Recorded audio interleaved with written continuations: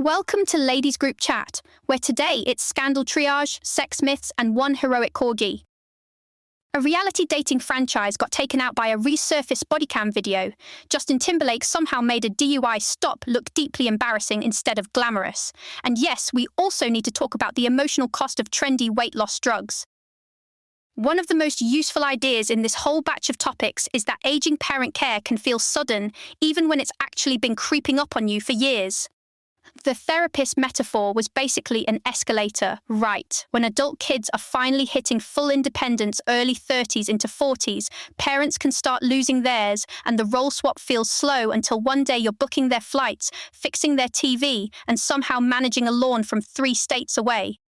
That emotional spiral around last times is real too. Last holiday, last road trip, last time they can do this alone.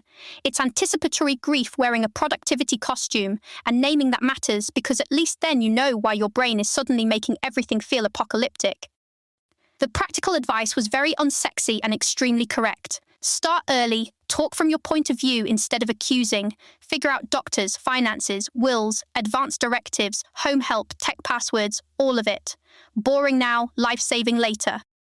And the big reminder is support, don't stage a coup. If they missed one appointment, start there. If the yard is chaos, start there. Nobody wants to feel like their kid walked in and revoked their adulthood.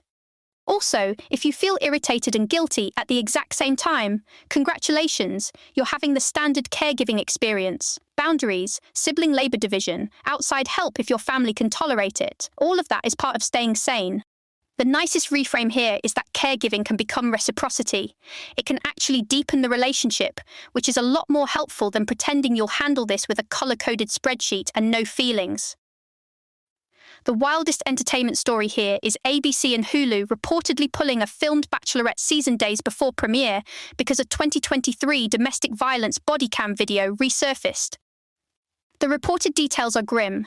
Taylor Frankie Paul is seen throwing metal bar stools. A child was present. Police reports noted a child with a goose egg, and suddenly this stopped being juicy casting drama and became a full moral and PR emergency. What makes people furious is the obvious vetting question. Did producers know? Because the chatter is that they likely did know about the incident during casting, may even have built accommodations around it, and still decided this was worth elevating. That is the exact reality TV problem in one sentence.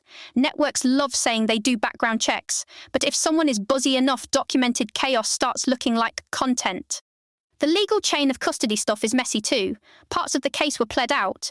The video wasn't introduced as evidence. Footage still existed in police records, and now everybody is arguing over who had it, who sold it, and who tried to profit off a disaster.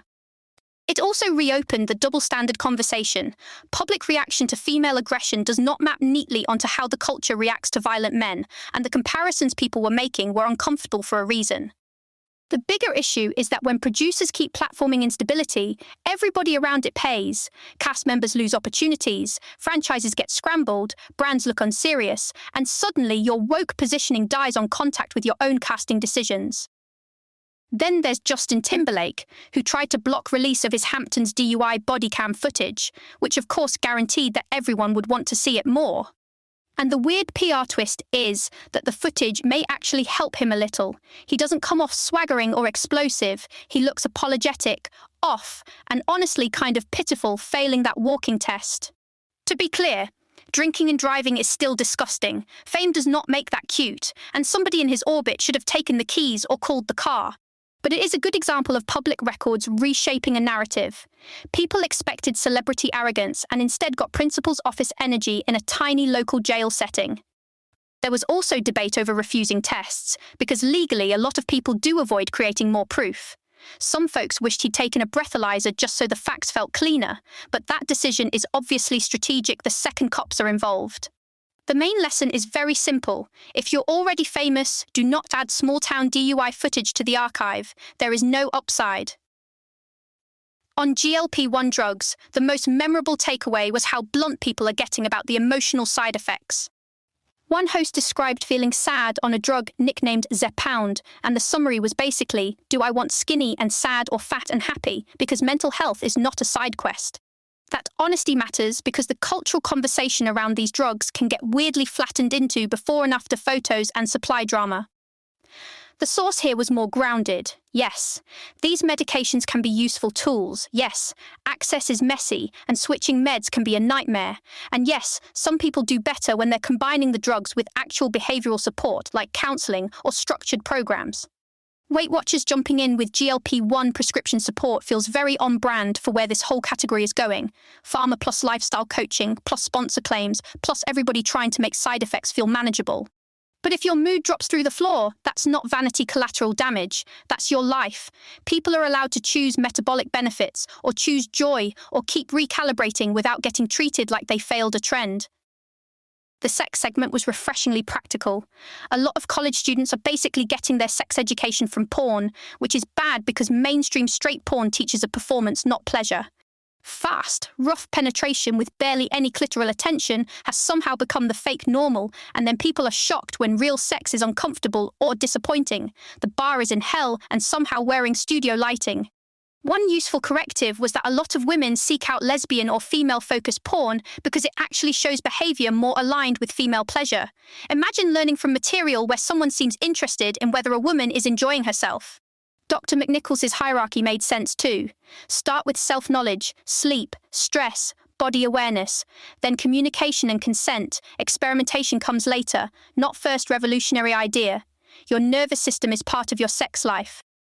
I also love the reminder that scheduled intimacy is not a romance felony. Planned encounters can be just as satisfying, especially when desire is responsive and shows up after touch, affection, and an actual transition out of work brain. And the broader picture is fascinating. Gen Z reports less sexual activity than older generations. Middle age can bring a sexual renaissance. And a lot of this comes down to mindset, health, communication, and not outsourcing your erotic imagination to the worst corners of the internet.